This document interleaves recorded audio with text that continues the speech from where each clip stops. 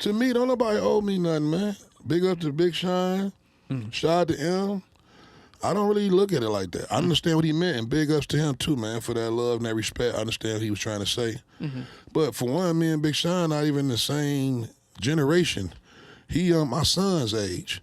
You know what I'm saying? Like we ran together, or he was around when we was doing our thing, and he ended up getting on. So he's like, well, let me. His generation is the Doughboys and all them people he talk about a lot. That's his generation. Yeah. He mentioned me on Drink Champs, like I say. This episode is sponsored by the Steezy brand. Shout out to my boy Flossalot for giving us this hoodie right here, man. I'm not going to tell you what the Steezy brand is, because when you go look it up, you're going to know it's something important. Go check it out. It's going to be a surprise for you guys. This episode is also sponsored by L&L Distribution Inc. L&L Distribution buys, sells, and rents houses. They offer home repair investor consulting and also offer eviction services. You said they get the business, right? Oh, yeah, let's do it. Time is of the essence, man. We have Big Herk in the building. How are you doing today, bro? What up, though? You all right, Brody? Doing very well, man. A lot of people recommended you come on the show. I'm actually kind of shocked you're here, because you've been around for a while, to the point where you have to have the most knowledge of everybody of what's been going on in Detroit music. But to be coming on and actually expressing everything that's happened throughout your timeline to the newer cats, and also representing what you've done for yourself, is like an honor for me to have you on here, bro. So I really appreciate you being a part of this. Much respect. Let's start off, man. Let's just go back in time. Let's go to the very beginning.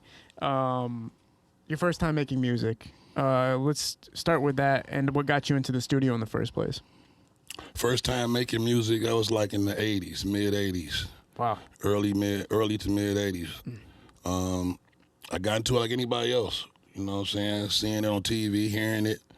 Some of the groups that was out back then was like Run DMC had just came out, LL Cool J, mainly East Coast. So, I heard it, got into it, liked doing it, kept doing it. We used to be really into like hip hop in a heavy way. We was into street stuff too, but the hip hop form, like with the breaking and all that. I used to break dance and all. I was 100 pounds lighter. But I used to break dance and all that, and we was rapping. Same way everybody started in the lunchroom, banging on the tables, rapping, and kept doing it, and, got to where I'm at. You see, like, how relevant dancing has gotten back in Detroit right now. Do you feel like it did take a break, or was it kind of just music videos? I mean, you got cats still be kind of doing it a little bit, but, a lot of cats, they so hard, man. They ain't trying to get out there and really be doing a bunch of dancing, man. But it's coming back somewhat. Some cats dance. Back then, the cats used to dance, pistol on them and everything, so don't get it twisted. They wasn't soft. I feel like they were just dancing. I feel like Sada Baby broke that barrier again for people to get comfortable dancing again and getting on camera and going wild like that. But with the time you're talking about, it was a relevant thing in hip-hop. Hip-hop is a part of dancing is a part of hip-hop. All of it, yeah. So for you seeing these two different kind of eras and times, it must be kind of interesting. Walk us through that, though, man. What was hip-hop like in Detroit in the 80s? Well, it was young, man. It just started. You know what I mean? We wasn't getting a whole lot of promo or nothing like that, so it was kind of word of mouth then. Everybody was trying to do it, but it wasn't but so many people really getting a good look, because they wasn't really the light wasn't on Detroit at that time. Once Berry Gordy left with Motown and went out west, it seemed like it got kind of stagnant here musically, period. Because, it wasn't rap until like the 80s, so even before then, it was a lot of dance rap, didn't start, but it was just stagnant. We had like shows like The Scene, the new dance show, and, that's where you could go if you want to dance and all that, but rap was kind of young. I came out like in the era like Chaos and Maestros, Detroit Most Wanted, AWOL, Smiley, J to the D, Awesome Dre. That's like, let's say, mid-'80s. Actually, it was a little rapping going on even before then. Like on songs, it'd be a bridge where it's a rap that come in, like Captain Rock and shit like that. But that's when it started. So a song would kind of break, so it'd be like a normal song that would break into rap. Like when you would listen to back in the day, yeah, the first forms of it, you know what I'm saying? It'd be like somebody rapping or something. I mean, it'd be somebody singing or a dance type of song, and then the rap would come in like a bridge back then. Yeah. You know what I'm saying? Captain Rock and stuff like that. You gotta look that up and you'll see what I'm talking about. I wonder if it was a form of like poetry to some degree when they were thinking about it being a rap at that moment. Well, at that time, that was more of a dance type rap, so it wasn't so much poetry, just to get the party hype. Okay. Even in the earlier days in New York, you know what I'm saying? They had the people like the Busy Bees and all that, came out back in the era like Cool Herc and Melly Mel, and they'd just be saying like chants. Clap your hands, everybody, blah, blah, blah, and throw your hands. And, they wasn't really rapping, just a chant between the song. Okay. And then it started becoming real rap like when Kumo D and cats like that. And this is New York history.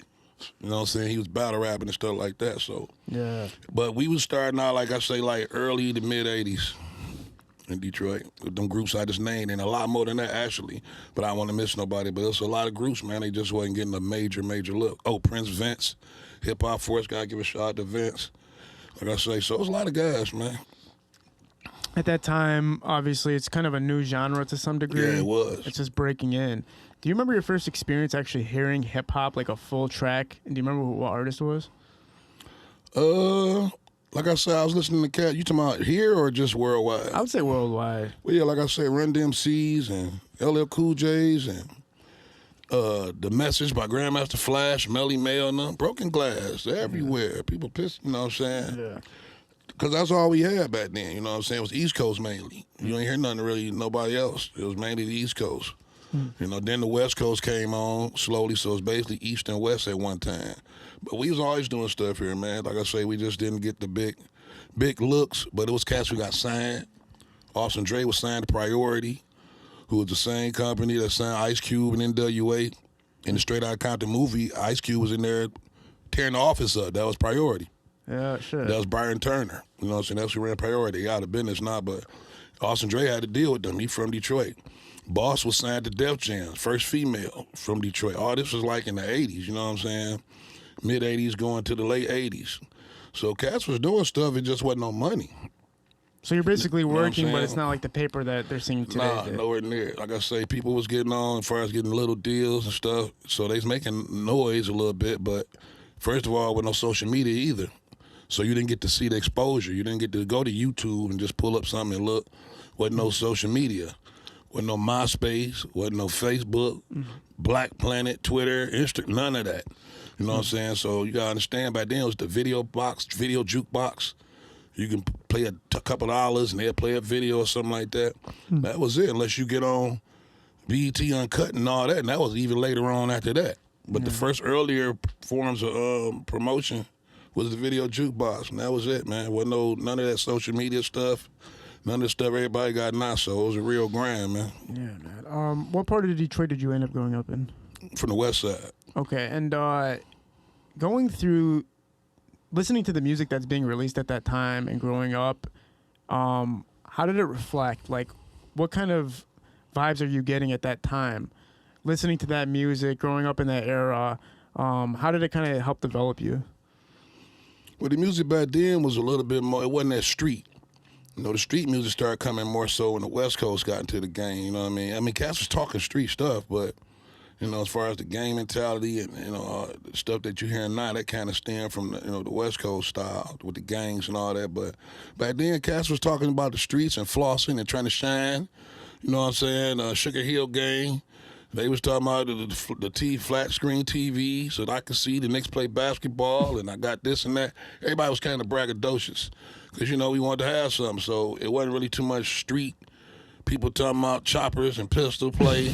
It was more so rap, and then it was like party rap, braggadocious rap, and kind of like conscious rap. Them was the main three things at the beginning. Like I say, Melly Mel with The Message, Run DMC with It's Like That, Hard Times.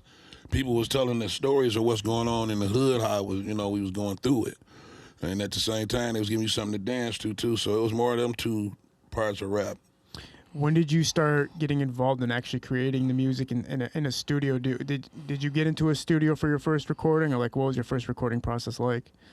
Yeah, we did get in the studio to record. You got to be somewhere to record, actual recording. So we was in the studio, but we didn't know what we was doing, man. Yeah. You know what I'm saying? We just trying to figure it out. Cats were still experimenting with stuff, cut a few demos, stuff like that. kept working, kept getting better. You know, we had the reels back then. We didn't have Pro Tools and all that. They had the little reels, inch reels. Well, the only reason I bring that up is because I know you can only be in a studio to record, but everybody always finds the ghetto ass way to do it. Yeah, you might grab a little microphone something and try to. No, you can get a tape recorder and another tape try recorder. to rap over it and stop it and pause it and. Yeah, I used to be on that, man. We just used to freestyle. I never really did that too much because I wanted to really get in the studio and record something. So if I was gonna do that, I just freestyle and we just do it like that. I couldn't even afford no recorder to do that. You know, I ain't had nothing like that. We just freestyling, beatboxing. That's how we was doing it, man. Okay, talk about your first experience in the studio, kind of what you remember from that day. First experience in the studio. First experience with my man Ern, his basement back in the day. Shout out to Ern, man.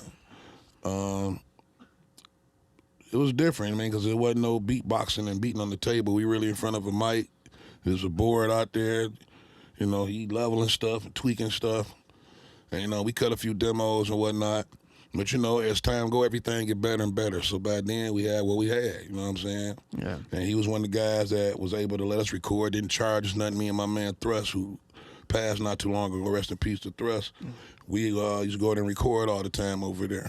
Yeah. So, you know, I really respect Ern, man, for giving us an outlet to get our music out. At least get it heard and try to put it on something so we can see what we sound like. That was the first studio experience, really. Walking through that, is it in your mind to want to become super successful at music at that time, or is it kind of like a therapy or fun, or like what's keeping you going back into the studio? Back then, you just wanted to get heard, man. You know what I'm saying? We wasn't even getting heard. That's what people understand. We done came a long way in the city, man. Now the city on the map. They come here looking for artists all the time, man. Nah. Back then, it was kind of like, once Motown left, it was like a Motown curse or a black cloud over the city or something. Nobody was coming checking for us really on the rap like that. Like I say, Austin Dre, Boss Color people had situations, but even then, it wasn't that lucrative. But, you know, their name was under them umbrellas. So they, you know, to a degree, they made it somewhat, you know. So it wasn't a lot of money. Wasn't nobody, you know, riding around in private jets and all that kind of stuff like you see now. People's riding coach and riding the bus or driving, however they got to get somewhere. So yeah, I'm pretty ignorant to understanding Motown exactly and like how it proceeded. But what do you mean they left? Motown, Berry Gordy. Yeah, like you know, he had all the hot groups was here. The Temptations and Diana Ross and Stevie Wonder and Smokey Robinson. We ran the music industry. Yeah. Wasn't rap back then. It was only that kind of music.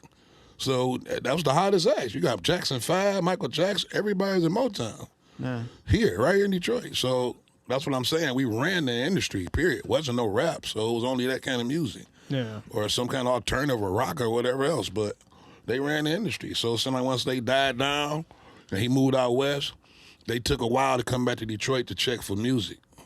You know what I'm saying? So it was like we just all trying to find our way for a minute, trying to get that respect back again. Who had an outlet at that time? So you're working with a producer that at the time he was trying to get you guys out there. He's trying to move. He just let us record. He wasn't really like trying to get us out there, but he had equipment because he used to do music too. What are the options at that time to get out there? Shit, wasn't a whole lot, man. You just had to, you know, try to get some music that was decent and get it heard and see what happened. Damn. Like I say, even worldwide, not just Detroit, nobody was really making a lot of money like that from rap like that. Certain groups, you know what I'm saying? But once you get out there, you know, opportunities can come, you know what I mean? But it was only twos and fews. And now the game floodgate is thousands of rappers out.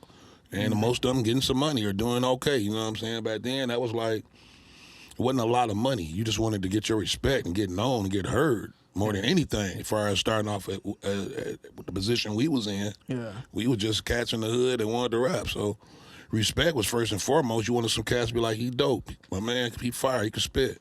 Yeah. Then once as rap keep developing and going, you know, we seeing what's going on. We watching just like everybody else. As we doing this, you start seeing this becoming lucrative.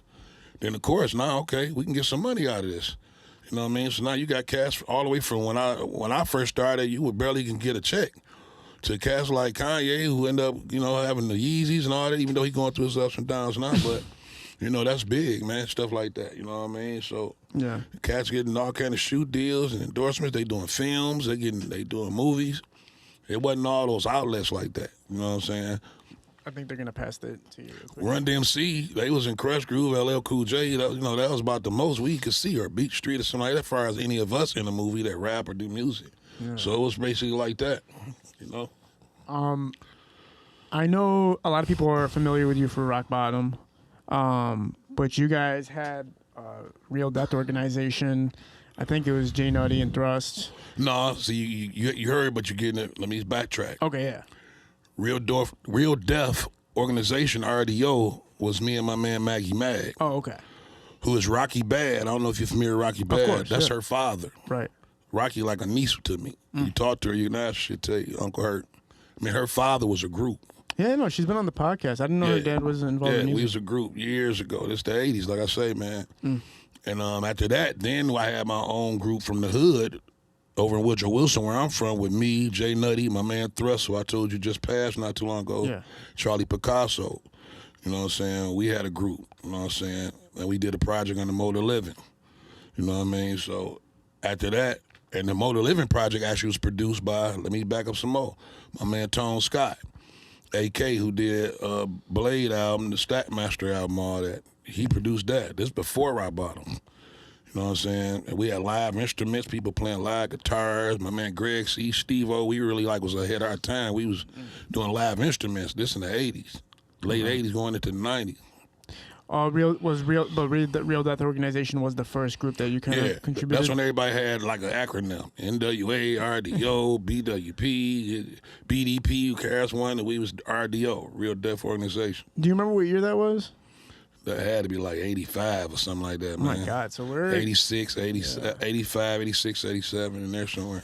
Yeah, that's a hardcore name for that time, too. That's when everybody was deaf and dope, and that was the words, the slang. So death didn't mean like more in a violent aspect. They meant more of like... No, Def, D-E-F. Just like Def Jam. Oh, okay. Real Deaf Organization or Real Dope Organization. We'll switch it up sometime. Call it what we want to call it, but it was RDO. For sure. Did you guys see any reciprocation at that time? What was it? We was doing shows and stuff like that. You know what I'm saying? We had a real manager back then, my man Lenny Lester. Shout out to Lenny. We was doing shows, riding in limos and all that. Like I say, we was feeling good because we was riding limo. We getting out fresh. We dressed good. Had a real manager and all that, but we wasn't really making no money like that. It was just to get out and get seen, get heard, and build that, you know what I'm saying, that buzz up.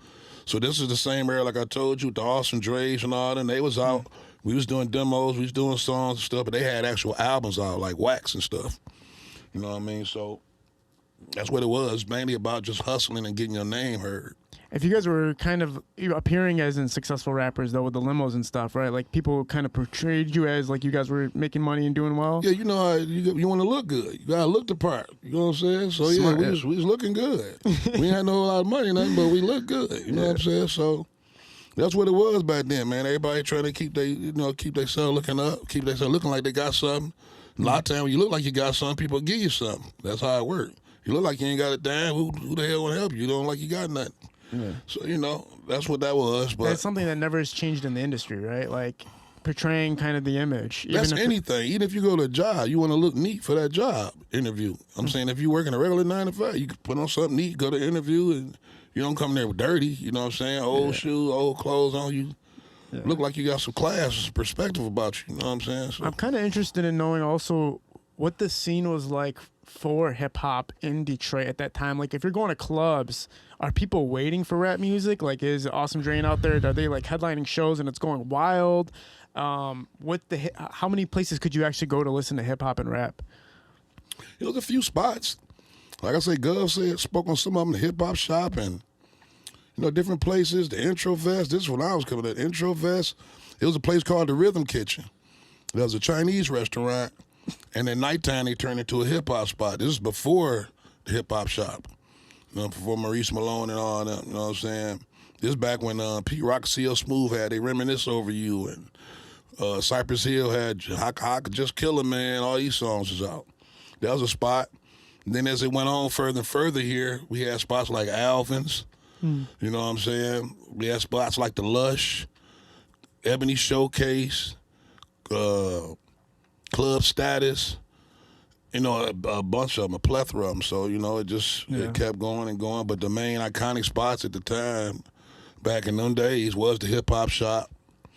You know what I'm saying? The Lush and places like that. As far as like, it was people knew for sure.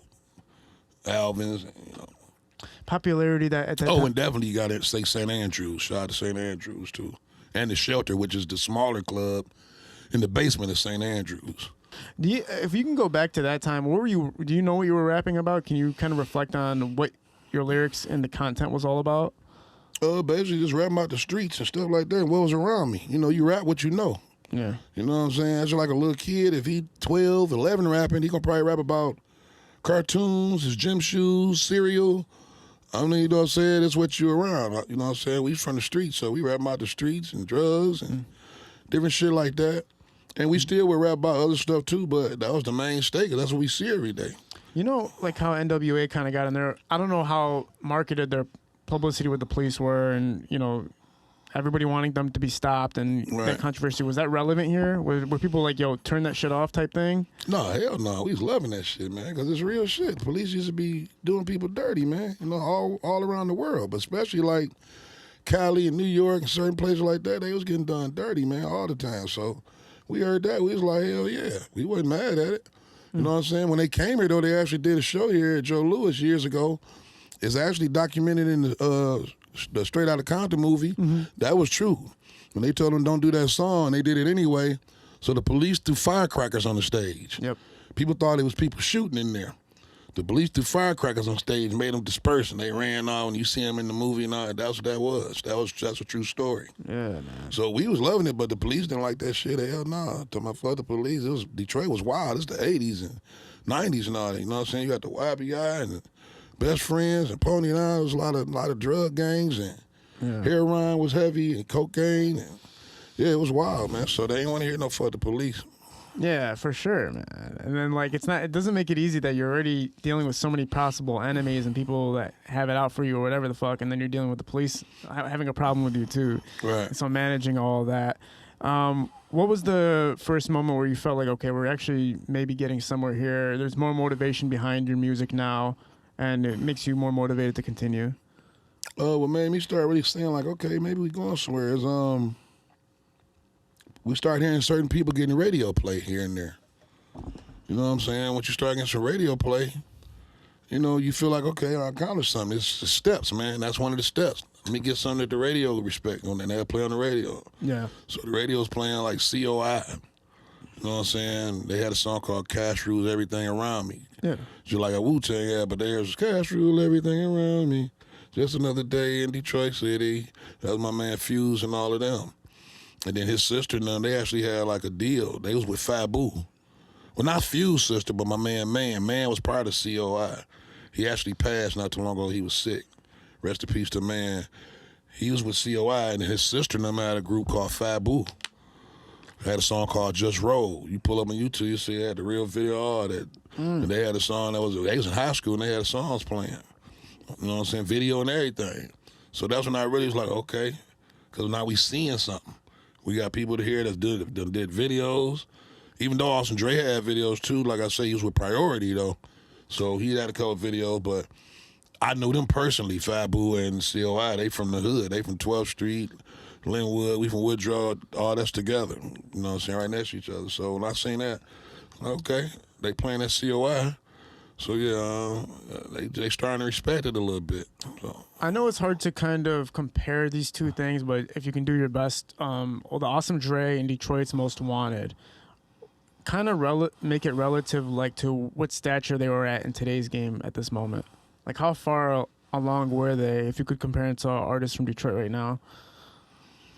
Well, to me, DMW, Detroit Most Wanted, was like a Run DMC, Detroit Run DMC. Mossy Ski and Lee, and then DJ Duncan Hines, you know what I'm saying? They was like a Detroit Run DMC to me. They had street stuff, they had party stuff. It was a little bit of kind of like it is now. It was a variety of things. Is there any band group right now that you could compare that to that kind of had, like, was it similar to like, Doughboys Cash Out had the same stature of success as Detroit's Most Wanted at that time? Like, they were those guys at that time. Like, they didn't make it big time yet, but they're, like, the ones running the shit right now. Yeah, they was one of the top groups, definitely, when they came out at that time. Yeah. Definitely. Them, Austin Dre, like I say, he had a deal Priority. Yeah. The same label in WA signed. They weren't even giving people looks here, much less a deal. Yeah. Not a lot of people. So yeah, Detroit Most Wanted, Austin Dre, Smiley, female. She was one of the first females here. Her and Boss and people like that. They was doing their thing. J to the D, AWOL. It's a lot of groups, man. You gotta really do your own research, and you'll see, man. You are my It's a lot of groups that people don't know about because they wasn't even born. Some of these guys. Detroit music been going on almost 40 years, maybe a little more. Really, rap for 40 years been going on here. It just wasn't out to the point like you see now with all this different stuff, social media, so it can get seen. It was more of a if you know type of thing. Yeah. You know what I'm saying? But it spread it the way it could spread because there wasn't a lot of outlets. So it was a little slower of a process. So, but everybody was trying to do their thing, man. There was a lot of people out there working and doing it, man. You know what I'm saying? J did another, rest in peace, my dog. That's it, man. You know, and then it kept progressing like it's supposed to, like anything does. Yeah. Like 20 years from now, I expect whoever out rapping then to be doing even bigger and more stuff that they didn't do now. Yeah. It's supposed to elevate. If you don't, then you just running on the treadmill. You stand and play. You ain't going over. So, you know, we had what we had. That was the first earliest stages of rap. Not just Detroit, in the world. Yeah. Period. We was rapping when rap first came out, basically. You know what I'm saying? So, and then, you know, New York, that's a big market. You know, in California, the markets is major, two of the major markets, so they going to get the looks. So, you know, Detroit, we was just trying to get our respect at that time. You know what I'm saying? And you look where we at now, so. Talk about what your journey was after you're seeing people get signed, after there's more motivation now. Talk about what you feel like the most relative moment to you was at that time. The most relevant moment as far as... Well, after you're seeing the signs, people are getting signed now, there's more motivation to go after it. What was your first big moment for yourself? My first big moment was getting something played on the radio. Yeah. That's when, like I said, that's always a measuring stick. Even when you see movies with people that's like singing groups like the Fire Heartbeats or the Temptations, you see how they react when they hear their song finally got played on the radio. Yeah. It's the same thing. Did you get to sit by the radio when that first came on? Yeah, because I knew it was going to come on. They told me they was going to play it. Yeah. So they played it. It was like in the mix, though. They didn't even play the whole song, but they played it. I'm like, man, they played it. So, you know, from there, I'm about to go back hard. Now I got a little motivation, something to go on. So, you know, we just kept rapping, man, and kept doing what we was doing, and we was serious about it.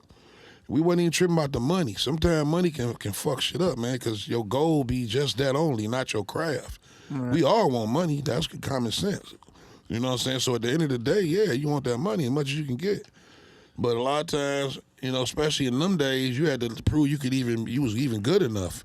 Much less be worried about some money. So we was on our grind, man. You know what I'm saying? We had to try to put the light on the city and show them we doing it down here in the D. You know? Talk about now.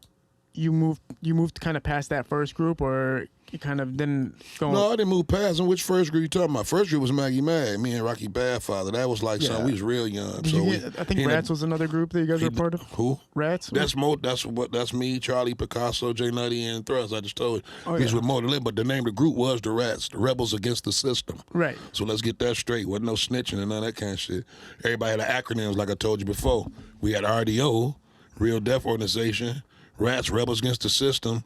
Everybody had like a lot of acronyms back then because of the NWA and all the stuff they was doing. Yeah, and I know it wasn't just about tattletales or whatever. No, but you gotta tell people, man. You hear that, and that's the first thing. Rats, nah, bro, hell no. No. I'm not trying to put it out there like not you. I'm saying the public. When they hear that, you gotta clarify that when you say that word. For sure, rats at that time and this time is different. Obviously, scammers were a part of it. No, too. it was rats then too. Yeah, as far as the snitching rats, but we just took it and made it an acronym. So like how Tupac did, nigga, never ignorant, getting goals accomplished. We creative like that. We take stuff that's supposed to be a negative, we make it a positive, you know what I'm saying? Yeah, right. And rat spelled backwards is star. So we feel like we were stars and all, so it was a whole lot of stuff going on with that, the creativity of it. But after that, like I say, we did the Rats. Most of us went over to the Rock Bottom and did stuff with them too. Wasn't just me. J Nutty came over there, Thrust and Charlie Picasso. But Charlie Picasso ended up going to jail. Thrust had an issue with Rock, so they kind of fell out, so he stopped even wanting to do anything on the Rock Bottom stuff. Yeah. And J Nutty went to the Fed joint. You know what I'm saying? But we were still putting out music, so Rock Bottom was the next stage. You know what I'm saying? Okay, so kind of Rats was kind of an introduction into it? Introduction as far as what? As far as to the rock bottom transition, or like, are we kind of? No, it wasn't introduction to rock bottom. That's what we did in our own. We did the rest. Okay. That was our group. My manager is my cousin Mo. He put that out, and you know, it was all us from the hood. We got together and did what we could do. We from the hood. Let's put some music out. Yeah. And then Rock Bottom came because Rock hollered at me and asked me to be on the compilation. I knew Rock and them from school anyway. Rock from Dexter. Like I say, Woodrow Wilson, 12th Street, Linwood, Dexter, all these streets is right next to each other. We all went to the same high schools, junior high school. I knew Rock and them way before I even thought about rapping. From high school and from school, him and his sister and my man Big Ace. Yeah. All of us was end up being part of the Rock Bottom thing. But Rock cutting to me, asked me did I want to come get on the compilation. It started out as a compilation. And, you know, we was already doing our own stuff. I'm just working. I'm trying to work as much as I can. I'm not under contract with nobody. I'm doing my thing with my cousin, and we just working. Yeah. So I got on it, you know, and next, you know, boom, a couple more CDs out, and the rest, you know, did what it did. Yeah. Blew up, took over the city. Pass that off real quick. Y'all go ahead for a minute. I'll catch up with it. Living through that time, too, in Detroit, I mean, I know we're talking about the music, but obviously watching the development of the city and everything that goes right and goes wrong with the city, do you look back at it now and kind of think about how far it's come, or like that you had to endure that time? People reflect on everything that Detroit's had to go through and the struggle that everybody had to go through, and kind of put it in your own perspective of what you saw happen. Beyond I've been through every era, man, from the cocaine era to the heroin era to the Contra scan to the you know, every era, man. I mean, back then, to me though, it made us tougher for what we going through now. You know what I'm saying? We didn't have a lot of access to stuff. We wasn't spoiled kids. We didn't have all the stuff these kids got. Kids got their own phones, all that. Which, if you had a phone when I was a kid, you was a drug dealer. Everybody couldn't have phones. We had landlines. You know what I'm saying? So that's how far back from the era I grew up in to now. You know what I'm saying? Now all the kids got phones, which is good sometimes because things happen out there. They need to be to contact you, but it wasn't even though I could afford no phone back then in them days. You know what I'm saying? You had to really have money to have a phone.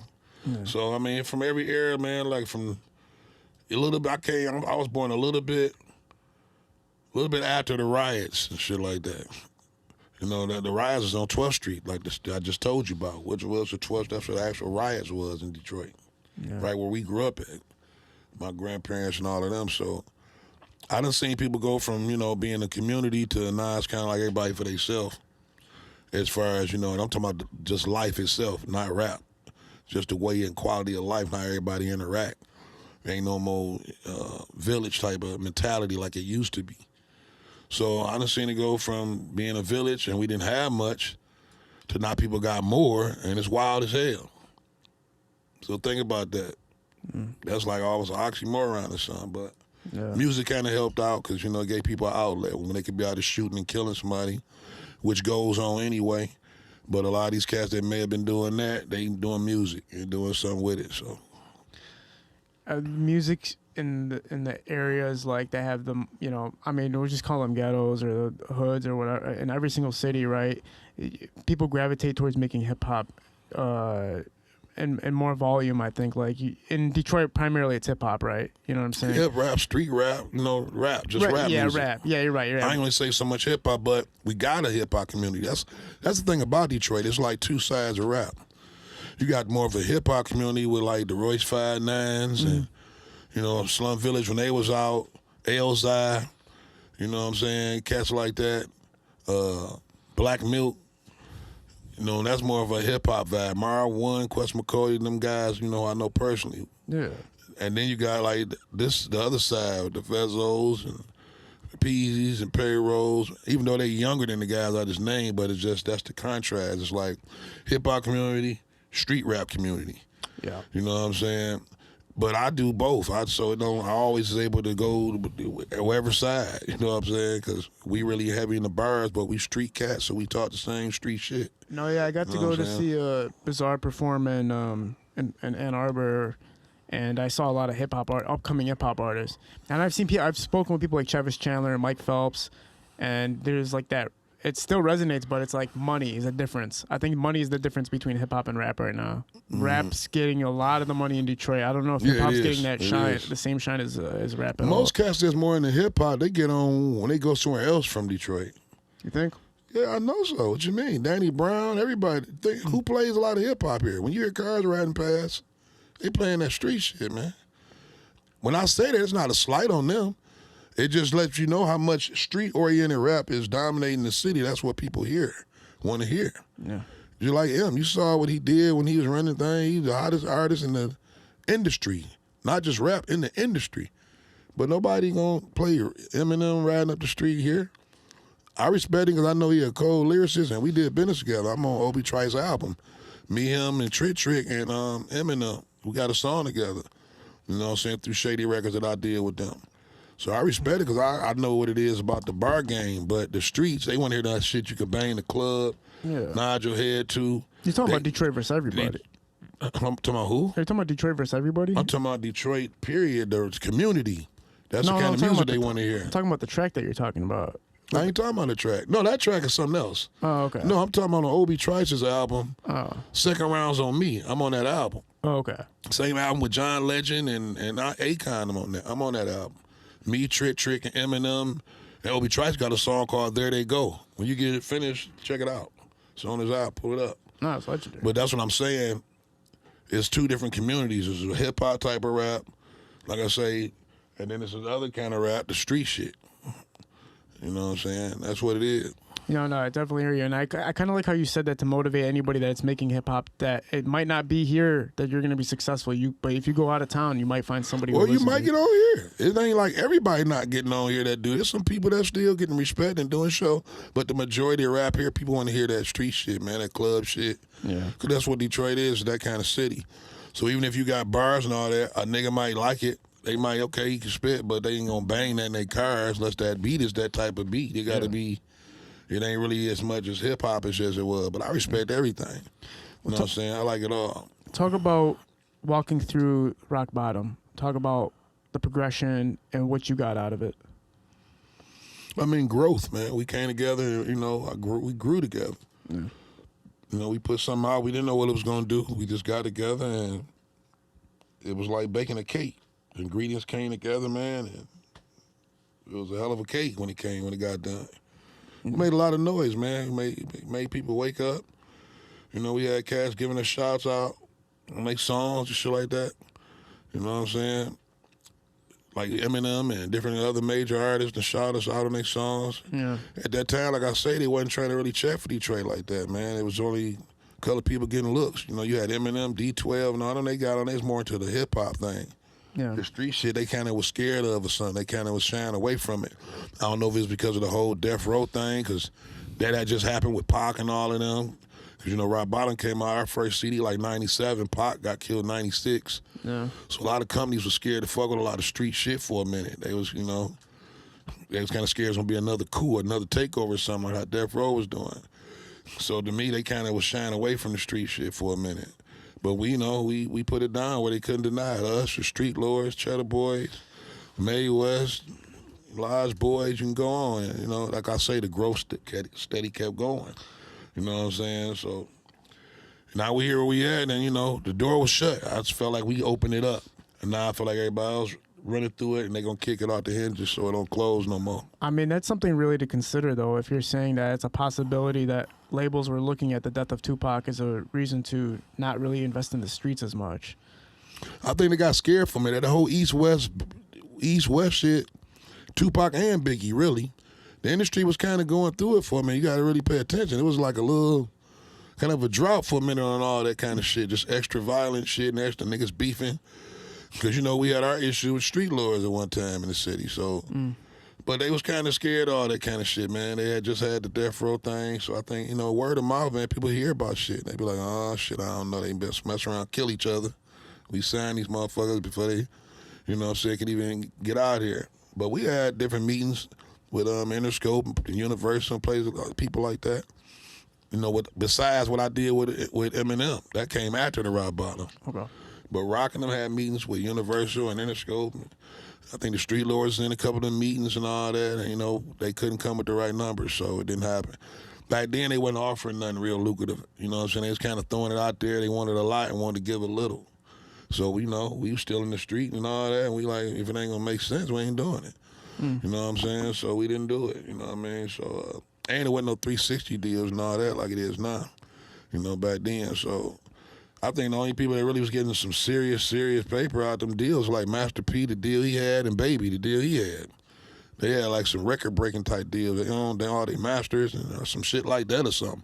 Plus they got like 30 million or something like that a piece, and some shit like that. So, but if you had signed to them, if you guys collectively had signed to them, would the opportunities have been bigger, or did you guys look at it like, no, there's no?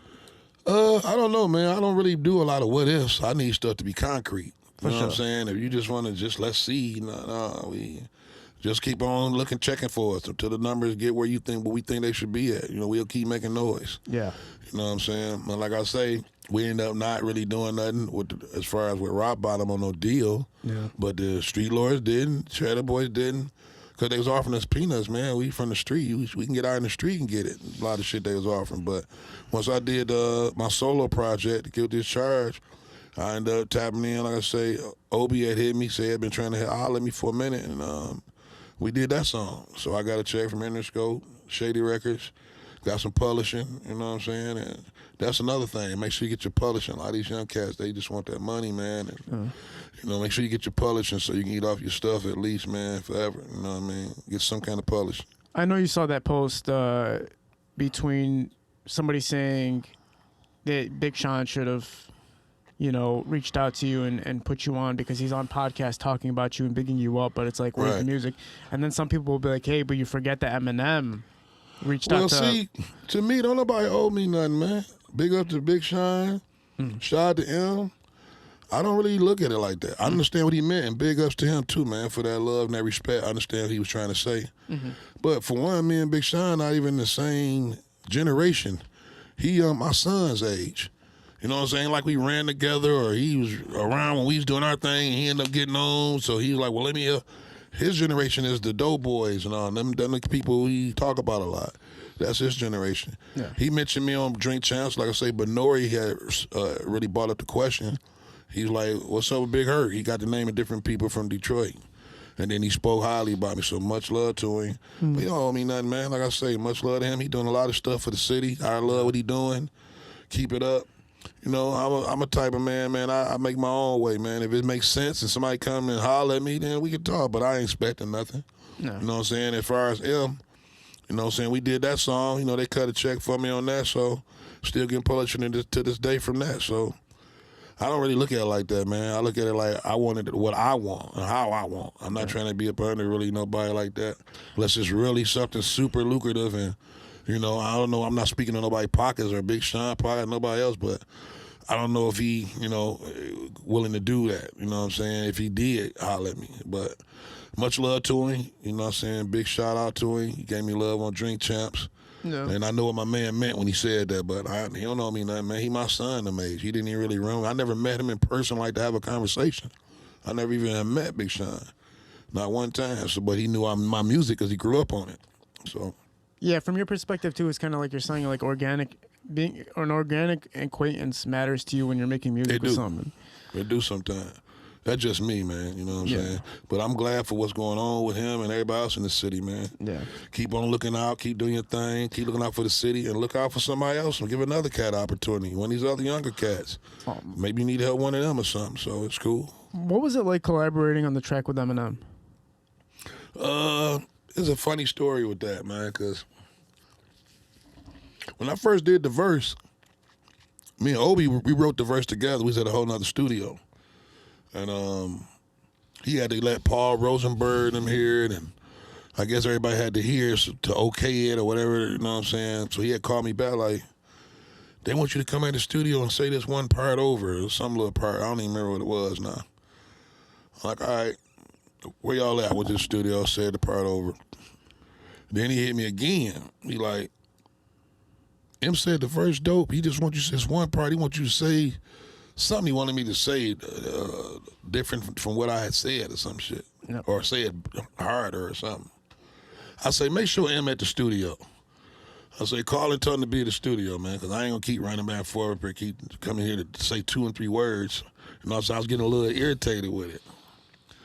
So he like, yeah, he'll be here. He called me like, M here. So I go to the studio. Studio they got over off 9 miles from where they used to be at when he come in town. So I done brought my man up with the cameras and stuff. I'm going to record the session and all that. We walk up to the gate. It was a private session. My man stopped the cameraman and all that. He like, just Herk, man. We just a private session. You know what I'm saying? Because M was in there and Obi. I get in there. I kick it with him. M actually cool, though, man. Cool guy. You know, he holler at me, tell me what he want. He like, my bad, I ain't trying to have you running back and forth. I just want the song to be perfect, whatnot. I said it again, you know what I'm saying, which basically seemed like it still sounded the same to me, but you know how it be. They paying you, so they make sure you do this and that. All right, I did it. Song came out, and that was it. But, you know, part of history. No, it's interesting. Like, you just kind of took charge at that moment, too, though. Like, you want to operate the way you want to operate. You want to be able to communicate that with the person. Yeah. And, you know, he was such probably at a stardom level at that time that it's like, you wouldn't want people to get too close or whatever. Yeah, I get it. Like I say, but he a perfectionist because, you know, Dr. Dre the same way. That's why he never put Detox out. They said he just kept contemplating, and ended up not even putting it out. And sometimes I had that problem with something. I really want everything to be perfect to where time get to going by. I ended up scrapping some stuff. But I just wanted to make sure I ain't going to keep running back and forth. You know what I'm saying? I don't live around the corner from where y'all studio at, so let's get this straight. So He honored it, called him. M was there. Boom. Hollered at me, what up, Herk? I come in, whoop, shake hands, tell me what he wanted me to do. Yeah. And we did it, and that was it. Song was what it was. What was the feedback like for you? You're releasing a song with major figures in the game. You're popping off. What's the reciprocation like? What are you feeling from the city after that? Well, the city was behind me before that. I'm saying, like, they've been following my movement, our movement, man. But that just made it even more like, okay, people in the industry fucking with them. Yeah. But I had did songs on Slum Village albums too. You know what I'm saying? They in the industry, Jay Dilla and people like that. So I did a song with MC Breed on their album. Yeah. It's before that. So I've been rubbing shoulders with some of the industry people to a degree that, you know, that's in the industry from the city and stuff like that, and even beyond a little bit. So it wasn't. You know, it wasn't a real surprise, just more, like I say, them steps. I'm thinking that's another step. Yeah. Now I'm, you know, tapping in with these kind of cats. So, you know, it was just work, more work, man. Oh, yeah, for sure. I mean, I see it from your perspective. When you're really involved in your artistry and you really are an artist itself, for you, everything is just a part of the process. You don't really have time to stop and be like... No, because you can't. You ain't got time, man. You're trying to get to somewhere, to a certain spot, in a certain place. Yeah. So, yeah, you be glad, you're appreciative of it. You like, okay, they acknowledge me, they respect my talent, they respect what I'm bringing to the table. Plus, I'm getting a check for it. Things starting to look better. And, you know, you just keep working. You can't get, you know, complacent with it. You know I feel like we kind of skipped a part of how it got to that point where, you know, you're dealing with, you know, that getting on that song and what was happening before that? What was building your buzz up? From the rock bottom and all the stuff we was doing in the city. I did a lot of features with cats. Yeah. I did a lot of songs with everybody. We did a lot of mixtapes for my man Drunken Master. Shout out to Drunken Master. You know what I'm saying? We was working. So, I mean, my buzz was already out there like that. It's just these are just extra, even more steps now, taking me even a little more further. Who was around you at the time when you were looking at other artists and groups and stuff like that? Can you talk about relatively who else was working at the same time as you guys? Yeah, the Street Lords. That's what I was saying earlier. At that era we came out, it was us, Street Lords. You know, then the Cheddar Boys, they came out. You had Made West, Lodge Boys, and, you know, quite a few other groups too. But then the main ones, you know, that we would stand out the most, I believe, us and the Street Lords. And then the Cheddar Boys came after us. Now, you kind of mentioned earlier you and Street Lords didn't like see eye to eye on something or whatever, that was some rap type shit, but yeah. Was when that's happening, obviously, even nowadays, the media amplifies everything that's happening, and people amplify everything that's happening. Did you feel that sensation? Even people, when they talk about Tupac and Biggie, to some degree, they say, like, it was a little bit over media hyped it up a little bit more than it was, making the people follow it more, making the artists follow it more, and making it more real. Did you kind of feel that too? Not really. It just the streets was talking more than media because there wasn't no media. Like I told you, we didn't have no social media. There wasn't nothing to be posting. Be Street Lords and rock bottom beef. It wasn't none of that. It was the word of mouth. Shit just spread in the street. Yeah. A lot of people that was from our camp was cool with people from their camp and vice versa. Blade's sister used to come over on the block and kick it with all of us. Rock knew Blade and all them before we even had that issue. You know what I'm saying? So it was really like some, you know what I'm saying, within the camps type shit. But really it was with Blade and Rod Day. That's where it all started. They had an issue about something. No. And you know, you're gonna ride with your camp. Rod Day with us, Blade the Street Lords, and that was it. You know what I'm saying? So, but at the end of the day, even before he passed, even before Fat Mike passed, we all chopped it up and got past all that shit, man. I just did a song with G-Rock like a couple of months ago. He one of the members of the Street Lords. Yeah. We got a song together we just did, so we got past all that bullshit, man. But yeah, the streets was talking, but it wasn't no media, like wasn't no outlets to post nothing or put the songs and ask people which one they like the most and all that kind of shit because there wasn't no social media. Yeah. That's what people don't understand, man. We from a real raw form of hip-hop in Detroit and rap music in Detroit where it wasn't none of that. It was straight up out the mud. People say that all the time. We really did that. We got it straight out the mud, man. This is like a new generation of rap. When you're talking about rock bottom, you're talking about this part of the new wave that everybody's been talking about. The guys who kind of seeded what is now the tree of Detroit hip hop. It just came into light though because you guys had more media on you guys at that time. You said you've been doing it forever, but now that time the shine was on you guys enough for people to hear it. Right. You were making money now at that point. I'm a little bit, not like that. Still not like now. Yeah. Because social media means something, man. We didn't have none of it. We missed every end of that. And we didn't catch it out of tail end of YouTube, none of that. That means something. You know what I mean? You know what I mean? Views, all the videos it had on, and that's what made people come looking when they see that. You know what I'm saying? But we didn't catch none of that. It wasn't even no MySpace out when we was doing that. Yeah. You know what I'm saying? It's the late 90s. Going into 2000, 2001, shit like that. So, yeah, you know, we made a few more dollars, but like I said, each level, each generation, it get better. This generation got better than what we was as far as monetizing. It's different outlets to make money from. Yeah. Different ways, streaming and all that. We ain't had none of that. We was selling CDs, though, don't get it twisted, and selling copies. But it's like, you know, the promotion part was a little bit more hard to do.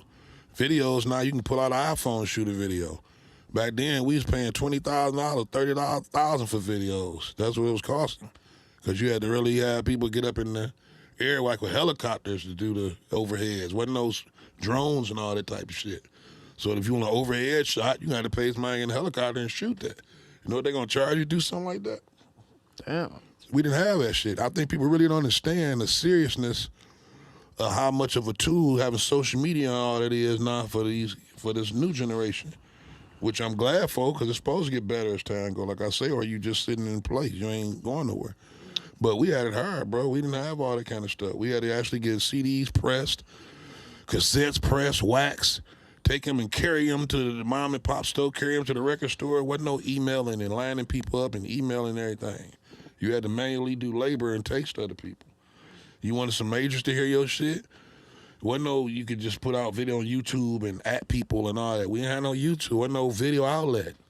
You know what I'm saying? You got to figure out some way to get it seen. We mailed videos to companies. Damn. So yeah, man, and still had a nice buzz though. So despite all the lack of all the social media, still had them calling, coming checking for us like, who is these guys? Street Lords and us. You know what I'm saying? So. Like I say, this era, I'm glad they got it, you know, things a lot easier for them. And it's supposed to progress. You know what I'm saying? I just think that a lot of young cats need to go back and really do their history on the real start of hip-hop or rap music in Detroit, man. It's bigger and way more vast than what people know. It's been going on. And, you know, the OG series, that's kind of like the implication of it, right? Like, it's hard to know the exact history. I was in an argument with a producer a couple days ago on live for like an hour about, he's like, you need to do your homework. And I was like, listen, sometimes if you go on Google, man, all you can do is find out when a song was released and when a group started, but you can't figure out everything. No, you need people to come and give you information. And that's why you're doing this series, and I like that you're getting a perspective from people that's been down a little further ahead of some of the cats now and really was there when it first happened, to give you accurate information on who did what and what was what.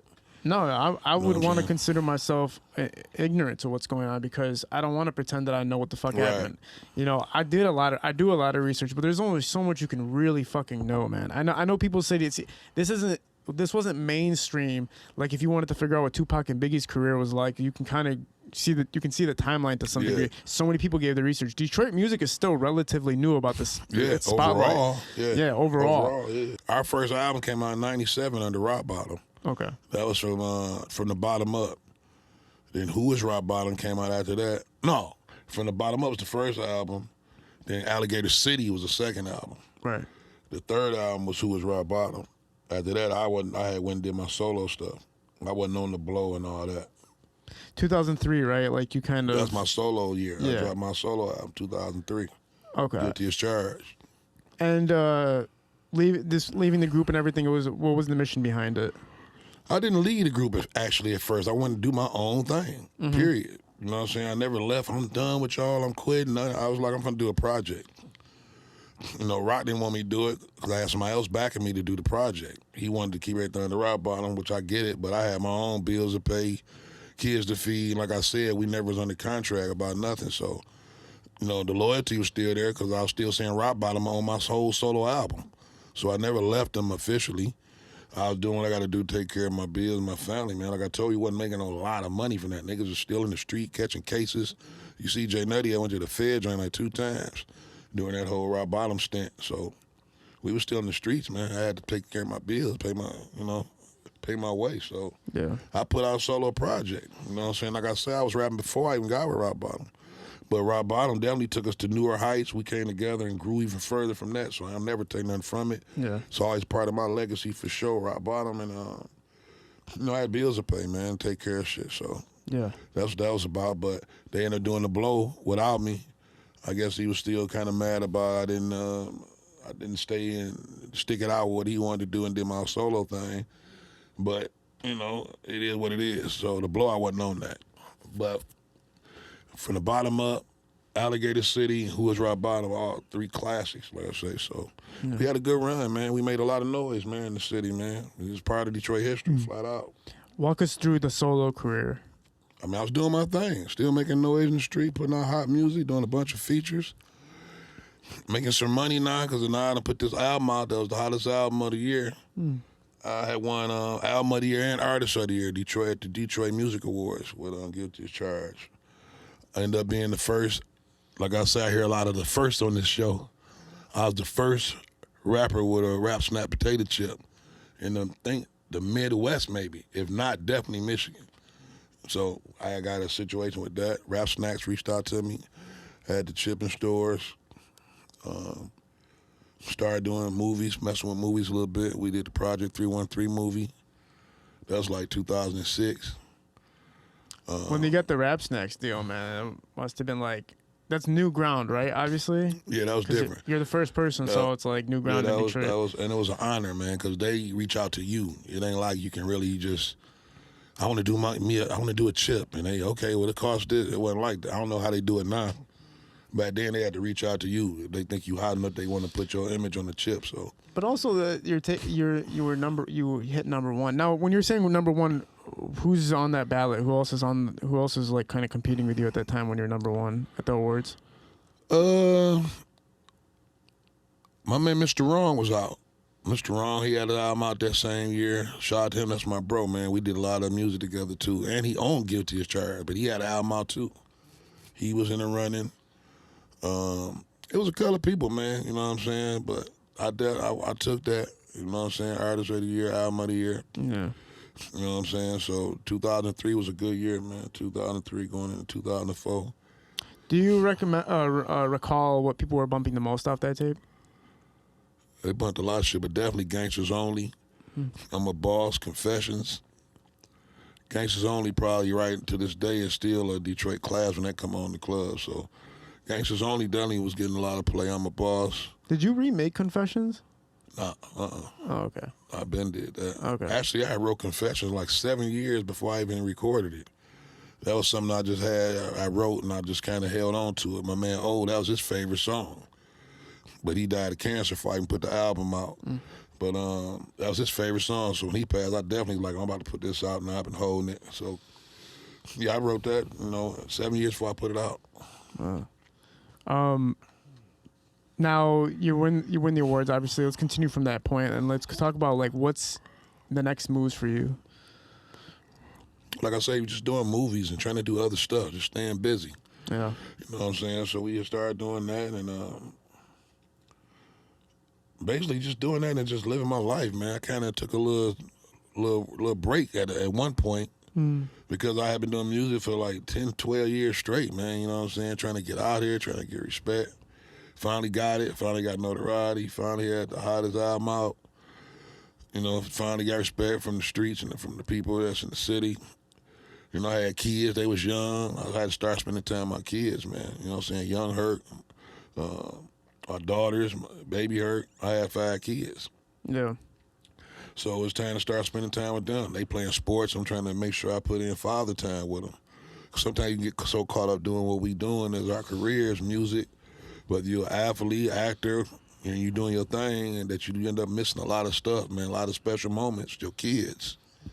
So I started doing a lot more of my kids, kind of still was doing music. Like I say, features kept me going between each project. You know what I'm saying? So I was doing a whole lot of features. So that was making me some money. And just spending time with my kids, man. You know what I'm saying? That's what I mainly was doing until I dropped Still Guilty, which was the next project, which was really like a mixtape. But people were so pumped off Guilty's chart, they wanted the next tape to be like another album. And really Still Guilty was kind of like a mixtape, some remixes I did off some industry beats, and then like a DVD that showed the making of Guilty as Charged. That's what Still Guilty was. So after that, when Still Guilty passed, and that came, my grandmother passed, there's a lot of stuff going on in my family, man, different stuff that kind of made me just take a little break for a minute. And that's the thing about this business. When you running, man, you got to keep running. Can't start walking, keep running. Because, everybody looking for their turn. So as soon as you take your foot off the gas, sometimes someone else slip in and boom, now everybody looking at him or this person or that person. So, but at the same time, I wouldn't have changed it because I needed to spend time with my kids. I ain't give a fuck what happened. I needed to spend time with my kids and take a break from this shit for a minute. But if you want to stay on, like I say to this day, anybody that's doing it, once you hot and they riding with you, don't let your foot off the gas if you want to keep it going. Yeah. So yeah, it was an important break for you though. In retrospect, like you're saying, you needed to just live life, not just music at that point. Yeah, period, man. Like I say, I had little kids. I'm doing shows all the time. I'm doing 2 shows sometimes a day and shit like that. Weekend, I'm doing 3 shows. It was a lot of stuff, man. We was making a few dollars and getting some money though, but I was missing a lot of stuff that I wanted to do with my kids, stuff like that. So I took a little minute and started spending time with them. Yeah. And I had so many friends that died and left kids and shit like that, man. From getting murdered or going to jail for long prison terms. And I was like, let me start spending some time with the kids, man. Yeah. You know what I'm saying? So you felt comfortable enough with everything that you could just sit back and just spend time with the family. Did you take a break from even like paying attention to music? No, I mean, that's what I'm saying. I didn't stop totally, but I was like, as far as albums, I wasn't in the studio. I need another album. I got to work on another album. Like now you see cats, they drop sometimes 2-3 albums a month. They just like it real quick. I didn't do my albums like that. I was dropping our shit like maybe once a year. That's how we would do it because the whole album would be fire. So we wasn't putting out, just throwing out stuff. Wasn't no bunch of album fillers. Our albums be like, you can let it play. It wasn't too much you're going to pass up. So just needed a break. I was doing a lot of features, so that kept me, keeping me some money. So I was like, let me chill for a minute on the albums. Yeah. And then I did Overdose after that, but it came years after. It was kind of like my detox. How Dr. Dre took so long, he kept saying it's coming, it's coming. I was going back, like I say again, trying to be a perfectionist. Going over stuff, feeling like it wasn't ready. Nah, I need to do it. Nah, let me change this. Next thing you know, a year turned to 2 years, 3 years. Different shit was going on. Finally dropped it. It got perceived pretty straight. Like I say, Trap Going Hand was like a lead video I did. That was shot by Moolah Films, who do all the film and stuff now here, Buffed Up and all the different movies. Mm-hmm. And it was hot, but I think people were so tired of waiting. They was kind of like, damn, Herk, when you gonna drop this shit? So they kind of the buzz for it and anticipation kind of died down a little bit. If you go back and listen to it right now, it's fire. The album fire, but people, when they waiting and they want it, they want it. Can't have them waiting too long, you know what I'm saying? So, and just been working on my sons. Like I say, as of right now, movies, more movies. We did a Detroit Dreams movie, you know what I'm saying, some months back. Did the Hustler movie that's out. A couple other movies we're working on right now, and I done wrote a couple of movies, so I'm really trying to fuck with the film thing right now. Yeah. But and my son helping them, man. Matter of fact, they got a listening party. Y'all make sure y'all come out, man. January 19th, man. Get on my Instagram and check out the information. You know what I'm saying? Big_Herk_ got your back ENT. Big_Herk_ got your back ENT. Or go to @BabyHerk or @It'sYoungHerk. Come on out. It's free. 420 friendly. Come out, man. January 19th. The location, all that is on our pages. Yeah. So just work with my sons, man, and you know, spending time with the family, getting older now. I got grandkids and all that type of shit. So yeah. The run with that music and then the break that kind of turned into like a real break. Yeah. To me, that's the only thing that kind of stopped the momentum. Other than I think I could have went even further and a little more harder with it. But sometimes you just get tired, man. You know what I'm saying? It was a long grind because I didn't come from the era where as soon as I got out and put the first thing I put out, it blew up. Like I told, we came from an era back when we didn't know what the fuck we was doing. We in the studio cutting demos, and so it was a long grind to finally get to the Big Hurt that was with the Rock Bottom and the Guilty as Charged album. It was a lot of years before that even happened. So I was just kind of tired, man. Kind of burnt and just tired of just the same shit every night, same shit going on. I wanted to do other stuff. Plus, I wanted to start fucking with movies, too. Yeah. And I wanted to help my kids. And I had started my own company, Got Your Back ENT, so I had other artists, like my man Devious was over there, Coke, Solo, J Solo, my man BJ, Gutter. We had a real staff. This for my sons was even rapping. Yeah. So I went through that. I kind of skipped that. Went through that and all that. So it was a lot of shit, man, was wearing me down a little bit. Trying to do all kind of shit. I had to take a break. Makes sense, man. I mean, you got to look at even professional sports athletes. I mean, MJ took 3 years off. You know what I'm saying? The guys could keep playing, but I mean, like you said, different passions come through at different times of your life. Yeah, and then when you get older, you want to start doing other stuff. Yeah. Like I say, I'm not just a rapper. Well, he a rapper. No, I ain't just a rapper. I do all kind of shit. You know what I'm saying? So I want to do other shit. So, I always can rap. That's in my blood, man. I'll never lose that. Yeah. You know what I'm saying? But like I said, you get a certain age, man. You see your 30s go past, and you get to being 40 something, this and that, and blah blah. And then you want to do something else. The fans want you to keep doing it because they love what you do with it. But you start seeing different things that's ahead of you, and that's part of your future that you want to do. Yeah. So that's it. And I still do music. Still got an EP finna drop soon. So. Just did a song I told you with G-Rock, so we still do it just like he doing it. We was talking about that. He just want to do it and have fun, you know what I mean? Just put out some more music because we do it. Yeah. So I'm going to still keep doing it because I got fans and stuff like that want to hear it. But it's going to be in spurts and be, when I want to do it. You know what I mean? I'm not trying to meet any deadlines or trying to promote nothing to or shop something to a company and all that. I'm older now. That ain't even really on my radar. You know what I'm saying? I like the independent game, but something ever possibly came about that made sense. I'm always a businessman first, but I'm trying to really make sure my sons, get to where they trying to get with this music. They serious with it and they dope. They don't rap about, the stuff that most cats rapping now, the street shit, far as lean, pills, and the ops, and all that. They ain't into like that kind of rap. They more into lyricism, and they'll hit you with some street stuff, oriented shit, but they more in the bars and all that, like the shit I be talking about. So yeah, man. Yeah, man. You're invested in other people right now. It's like... that's what they want to do, so I'm going to try to help them. You know what I'm saying? When you were walking through you taking the break, is this kind of when you're sitting back and watching, now getting to the right guys, the Team East Sides and the Doughboys cash out? Are you sitting back and watching this happen? Yeah, I'm seeing a lot of younger guys come out. Because everybody get a turn, man. That's how it go. So, yeah, I was seeing them come out, seeing their movement. Along with other people, some other young guys, so everybody get a turn. At some point, somebody else gonna come out and do it. Yeah. So yeah, I was watching all their movements and stuff like that, seeing they grind. That's why I say, I even saw how far they done came. You know what I'm saying? From where they was to where they at now. From them to Team East Side, You know, Babyface Ray doing his thing now. You know, cover double XL, the freshman cover and all that. And he was on Jimmy Kimmel and, you know, that kind of stuff we never thought that'd happen 20, 30 years ago. You know what I'm saying? Not in Detroit. We were just seeing it with other people. We didn't think they'd do it here or put us on like that. Or we'd get the respect to even do that. So it show you we done came a long way, man. The hard work paying off. And sometimes somebody got to open the door up. You know, I hear all the time that you should have had a deal, you should have this, you should have that. It's a lot of stuff I could have, should have, would have. But, you know, sometimes you need certain people to open the door up and let everybody else run through it. And I feel like that's what we did as far as our era. You know what I'm saying? Now the floodgates are going through the door for our Detroit. So take advantage of it. I feel like when a lot of people see you say, you know, when we talked about, you know, Big Sean reaching out and whatever, and you kind of answered that cumulatively with just saying, like, nobody owes you anything to what you're saying. A lot of people feel like you are owed because you helped plant the seed again for what is now. But you're kind of not...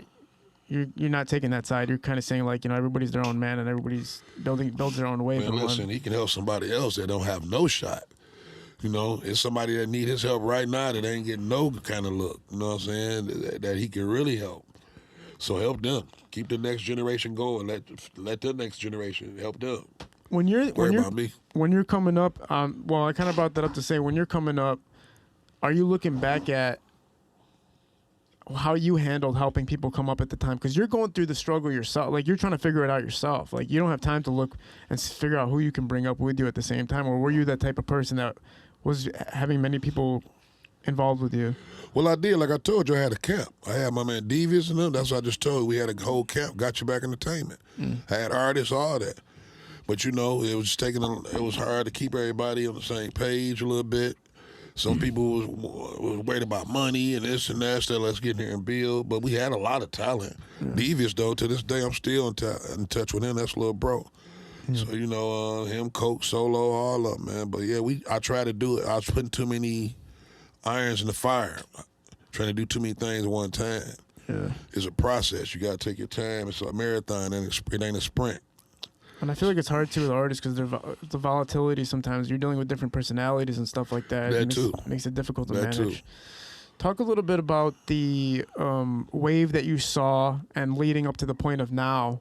You know, you're watching, again, the Doughboys and everything like that, and now it's leading to a point where you're getting to the, you know, 2017 era of music that's dropping and breaking in. You know, you have producers taking over at that point, too. You have First Day Out dropping. But just watching it all happen, were you a fan of it, or what was your perspective on it? Yeah, I was a fan of it. I'm from the city. Yeah. If you ain't a hater, you glad. You know what I'm saying? Haters just the ones sitting around mad. We ain't mad. Yeah. The city was growing. Things are starting to materialize. People's getting opportunities. You know what I'm saying? That's all we ever wanted. Yeah. You know what I'm saying? I came up in the era when they wasn't even trying to give us an opportunity. Now we the hottest spot in the map. So, you know, yeah, I was glad to see all that. Glad especially like for Helliver, who produced that First Day Out. Yeah. Because Helliver was running around with us, too. He was a little younger than me, but he was right there, too. Helliver always was dope, man. You know what I'm saying? I saw his grand personally. We used to sit up together. He make beats, and we be rapping together. His son, my son, his son Zay, my son Young Herk down in the basement playing Dreamcast. This when Dreamcast is out.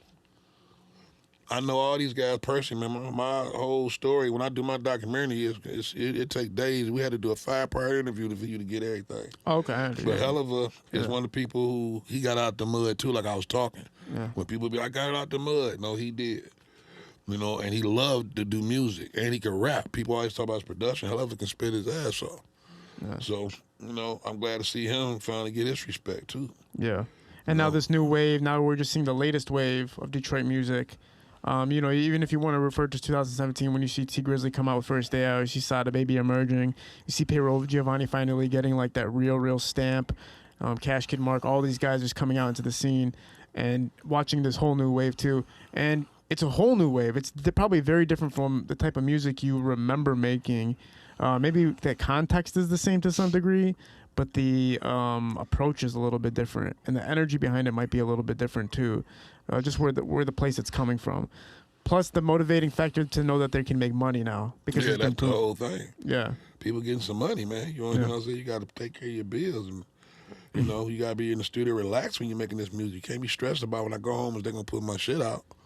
People eating, getting some money now. So yeah, you know, that's part I love for the young guys. Yeah. And like I say, it ain't no reason to have a hating mentality, man, because the more people get on from here, the more it open up doors for. If you got a little cousin or a niece that you don't know if they're gonna end up being a rapper one day or want to rap, as long as that door keep open and staying open, they got a chance to get on themselves with it. Yeah. So you gotta always love what's going on as far as the opportunities. I might not listen to everybody's music personally and all that, but I'm glad that they getting money. Glad these young cats is able to feed their families. Glad they finally getting something respectful as far as the amount of money that they presenting and giving to us. And they earned it. They ain't really giving it to you, but you earned it. So Right on. and a lot of cats never got what they really deserve, you know what I'm saying? Because it wasn't like that at that time. So take advantage of all the opportunities, man, and all that. And For sure. monetize, get that money off YouTube, wherever you can get. We didn't have them options. We didn't have the option to even do it. So I'm glad. It's been awesome having you on, man. I learned a lot. Is there anything you want to talk about before we try and tap out? Not much, just, you know, we covered a lot, man. Like I say, just shout out to everybody doing their thing, man, in the city. Keep doing it. Keep that dope. And like I say, man, all gas, no brakes, man. Detroit on the map, and let's keep it like that. It took a long time to get where we at. Trust me, we know personally, we was out there doing it. And now, you know, the city reaping the benefits, man, and the artists reaping the benefits, you know. Keep doing it. Do you have a top 5 playlist right now for Detroit rap? Nah, not really. I know that was gonna be hard. I know I wasn't gonna get it. It's depending what I'm feeling, man, what I like. Then I like guys that don't even have a name sometimes. Real. So it don't just be the guys with names. That's the thing about me. I look for them diamonds in the roughs, too. We all know who doing their thing. I named them.